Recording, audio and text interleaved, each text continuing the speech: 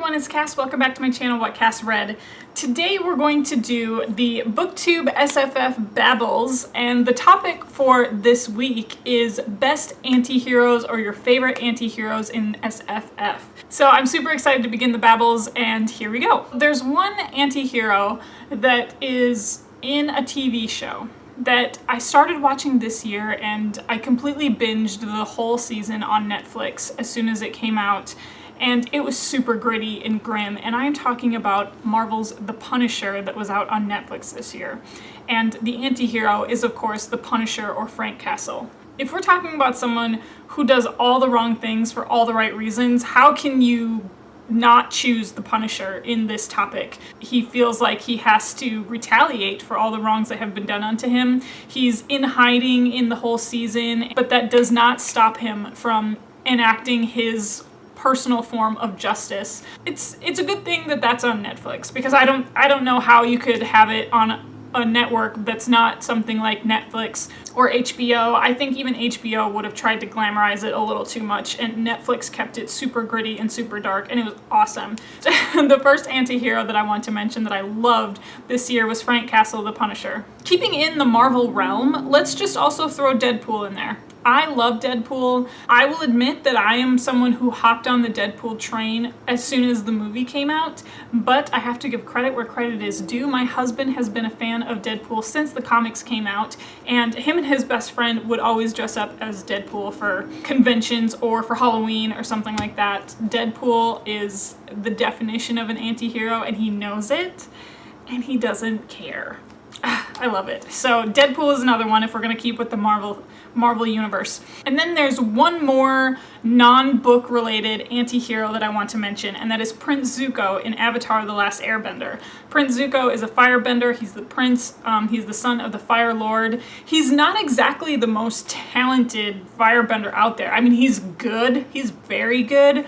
But he has a posse of some close friends and his sister who are a little bit better, and they're a little bit more evil than him. Of course, I love it because he is just this gray character who doesn't really know what he wants. He thinks he's a bad guy. He might not be a bad guy, and he just has this inner conflict, this inner turmoil. He does all these bad things, and then season 3 is really Prince Zuko's season for me, and I love it. So Prince Zuko from Avatar: The Last Airbender. Okay, now let's get to some books. So this is Game of Thrones, written by George R.R. Martin, and the anti-heroes that I want to mention in this that I love are the Lannister boys. I'm talking about Tyrion, I'm talking about Jaime, and I'm talking about Tywin a little bit. I think out of all the Lannister boys, Jaime Lannister is the epitome of my favorite anti-hero. Obviously, throughout the whole series, we can't forget that he has had a years-long, his entire life's-long incestuous relationship with his twin sister. But Jaime is always balancing this fine line between wanting to be this amazing knight in the King's Guard that he has always felt himself to be.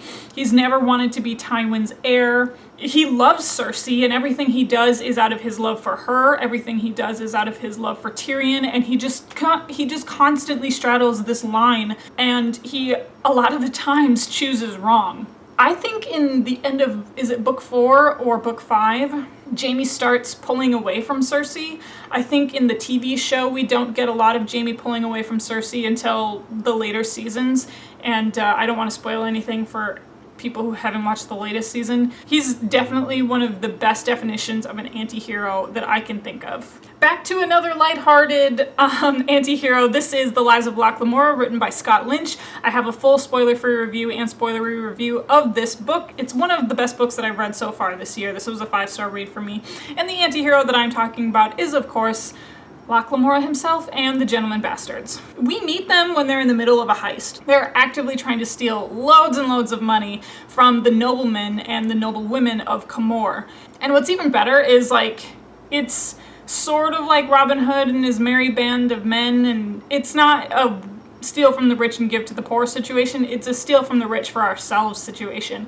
And that's why I think makes Locke so charming is, again, he's another one of those anti-heroes who knows that he's not doing the straight and narrow, but he's so good at it and he's gonna keep doing it. So this is The Lives of Locke Lamora, written by Scott Lynch. And finally, one of my favorite anti-heroes that I've ever read. This is Theft of Swords, written by Michael J. Sullivan, and I'm talking about Royce Melbourne, our Rayuria duo. They are two thieves slash mercenaries for hire.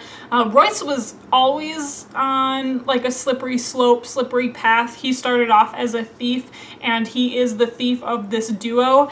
And he has a very interesting honor code. He doesn't like to do things the right way. He likes to do things his way. There's some very gritty parts of Royce's character that we get to meet in the Rayuria Chronicles, but I'm holding up Theft of Swords because if you want to get to know them, this is the book to start off with. So this is Theft of Swords, written by Michael J. Sullivan. Alright everyone, so that was my take for the Booktube SFF Babbles this week, and it was on anti-heroes. Please put some comments in the comment section below of your favorite anti-heroes in science fiction and fantasy. If you'd like to follow up this conversation on social media, I'm on Twitter and Instagram. It's at @WhatCastRead. It's the same as this channel, so it's super easy to find. And I'm also on Goodreads, so that link will always be down below. Otherwise, you know how these videos end. I'll talk to you later. Bye.